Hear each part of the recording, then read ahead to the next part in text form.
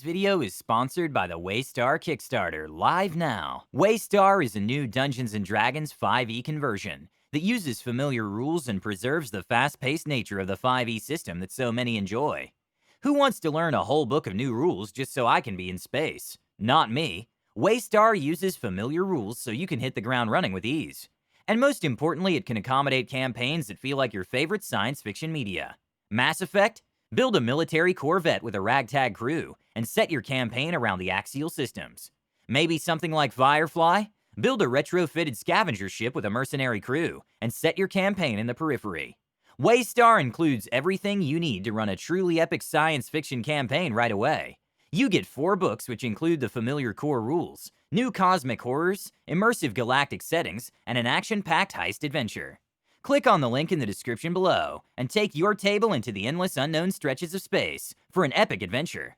And now what you're here for. Our DM turned out to be a creep.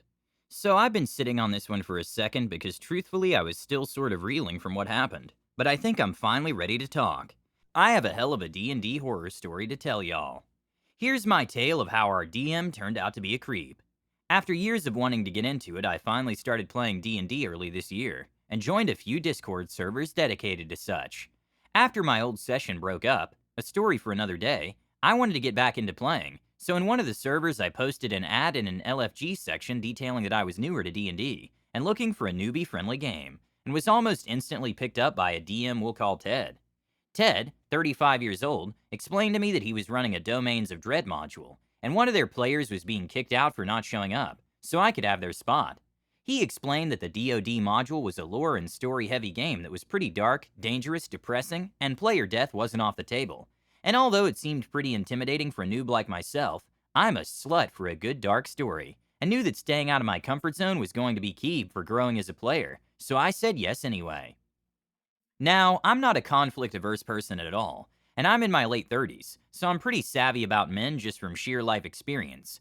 But because I was still really new to D&D and hadn't played much at all, my inexperience with the game led me to second-guess my gut instincts about a lot of the following. And this was such a huge learning experience I won't take for granted in the future.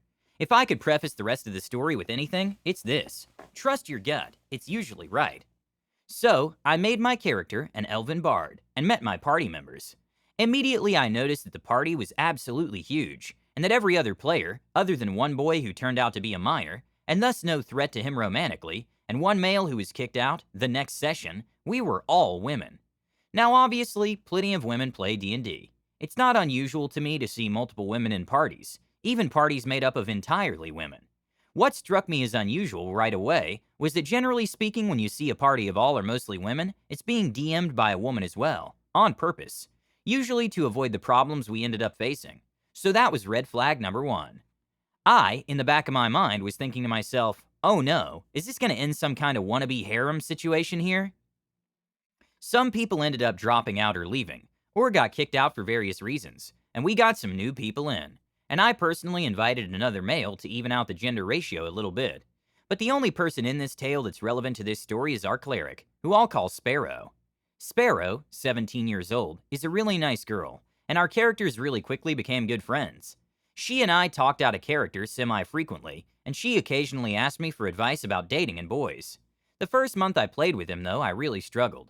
I was new to D&D, and didn't really know that this was unusual enough to say anything about it to anyone else.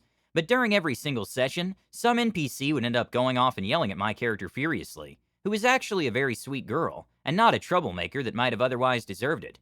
For example, at one point the party went into a tavern whose front door had been busted off its hinges, leaving it absolutely defenseless, so my character asked the bartender if she could fix it in return for a small discount of their food and beers. She got cussed out and thrown out of the bar immediately, like she just threatened to rob the place and shoot the guy or something. It was such a 180 in behavior I sat speechless for several minutes, wondering WTF had just happened. At first I thought maybe it was just because these NPCs were stressed out for living in difficult times. It wasn't easy surviving in the dark domains, right? But it just kept happening, making me lose the energy and mood for the session every single time, which made showing up to the next session more and more difficult every time. I kept telling myself to tough it out, that this was just a temporary thing, but after one instance of me actually tearing up before a session because I just didn't want to go that badly, I knew it was time to say something.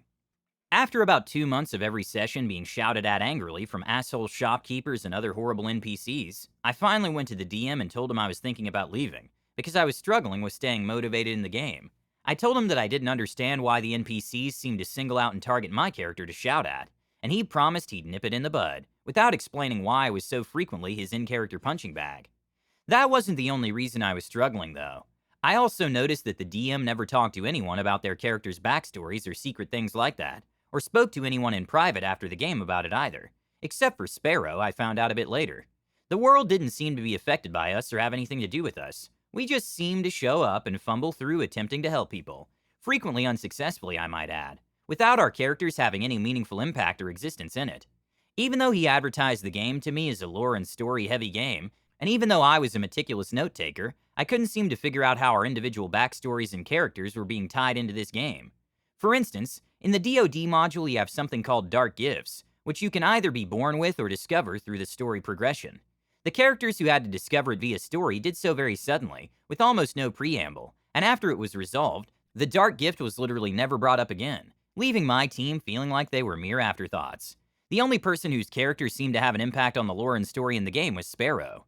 Originally, I thought perhaps the DM was just really private and secretive about the game, and how our characters fit into it, and very shy out of game, so I didn't think much of it.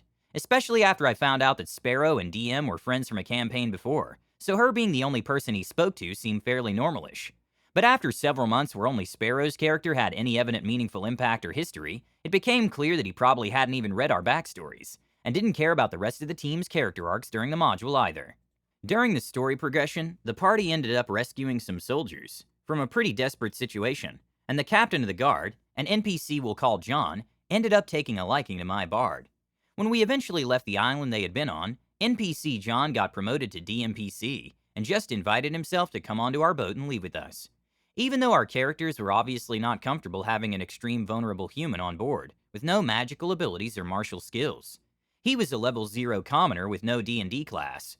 When we were in literal constant danger, since he was the DMPC, none of us felt we had the right to tell John no. So DM now has a DMPC on board. Right away, he's trying to claim my bard romantically, when it's been clear for weeks she already had eyes for the other male player's character, who we'll call Gary. Insert Fallout 3 reference here. Now Gary and my bard are not technically officially together yet, but everyone already knew they were falling in love, so I found this kinda tacky on the DM's part. But again, my insecurity about the game led me to saying nothing out of character, although my bard did turn John down in character. Now, my bard wasn't just a sweet girl. While that was true, to make a long story short, the dark gift she was born with made her act incredibly dangerously when she experienced bloodlust, and during extreme losses of emotional control. She had never attacked a party member, but was already well known for being extremely reckless in combat, and really scary sometimes. Because of this, she felt it would have been impossible for her to be with a normal person, who might be in danger from her. She felt like Gary could protect himself from her if he had to, so he was the safer choice, and told John as such. He didn't take it well, and the session after my bard turned down John, he was never mentioned or RP'd again by the DM, just vanished off the face of reality, so I can only assume John's character was promoted to DMPC just to romance my bard. While there's nothing wrong with playing a character just for romance purposes, it's also a yellow flag when combined with everything else going on. After looking back, I think maybe the DM made John to attempt to romance my bard, to make Sparrow jealous, but that backfired on him spectacularly when I didn't bite. I also think that's why NPCs screaming at my character became a thing, again. So time moves on, and next session the party is introduced to a new DMPC who's an incubus, and incredibly powerful. We'll call him Howard. It's immediately evident that he's very useful in combat, but also immediately evident that Howard is sexually harassing poor Sparrow, who tries to turn him down as nicely as she can every time. He never seems to get the hint. Even though Sparrow's character is engaged to another party member and has no interest in Howard, he keeps hounding her every session, until every single party member is absolutely sick of him. Sparrow's in-character wife-to-be wants to kill him, and it takes my character scaring the shit out of Howard in-game to get him to calm the fuck down. A little. My growing unhappiness with the DM was only tempered by how cohesive and amazing our group was becoming. When it came to Ted, it always felt like our characters didn't really matter. Not only were we more unsuccessful than successful at our attempts to do some good in the world, it continued to feel like our characters didn't really exist in the world, and that the DM didn't really pay attention to or care about the rest of us. The stories we were making with each other made up for it, though. Howard still constantly harassed Sparrow, but the fun we were having in character was enough for us. We'd learned to ignore the annoying DMPC. We'd learned to make our own fun when the story wasn't, and find comfort in our failures as a team. Character deaths were mourned, small victories were celebrated passionately. We loved each other. Despite him, we were a family. Then, 5 months into the campaign, we very suddenly get a group DM from Sparrow, explaining to all of us that Ted kicked all of us out of the server, that he did not want us to message him ever again, and that the campaign was over. The team was devastated. We had all really bonded and found that we loved playing with each other, and couldn't believe that he had thrown us all out so unceremoniously. I was furious, instantly thinking to myself that this had to have something to do with the DM being so creepy with Sparrow all the time. So I asked in the open group chat, does this have anything to do with how creepy Howard was to Sparrow's character? I mean, it really felt like Ted was trying to date Sparrow. Sparrow came to me privately and explained that she had met Ted through another D&D group, and Ted had developed feelings for her, so he invited her to play another campaign that he was DMing. He had confessed to Sparrow that he didn't care about our characters or read anything any of us had written in our backstories, that the game had in its entirety been an excuse to attempt to spend more time with her, in hopes that she'd eventually fall for him, and when she turned him down out of character, he made Howard in an attempt to date her in character, and when she wouldn't even do that, he threw us all out and spent 2 weeks afterwards harassing her on her social media contacts everywhere, until she had to block him on everything. So in the end, all my gut instincts about this being some kind of weird romantic ploy was right. Sparrow ended up telling me later that the reason Ted's NPCs yelled at my character so much was because he secretly hated me for being older and savvy about men, and hated the fact that she and I were friendly, and she talked to and asked for my advice out of character frequently. I get the sense that he invited so many women in the beginning in an attempt to make Sparrow jealous, but when no one found the DM dateable in character or out, he nuked the game out of spite. Pure spite. A small part of me wishes I would have left far before this, but I would have never met the fine people I had. The good news is, when we found out, one of the members volunteered almost instantly to DM us, so we could stay together. We unanimously agreed. Trust your gut. If someone creeps you out, it's probably for a good reason. I'm glad the story has a happy ending, and this didn't ruin D&D for the player. Tell us about your creepy DM stories in the comments below. Don't forget to subscribe to our channel, All Things D&D. Stay tuned for more amazing Dungeons & Dragons content.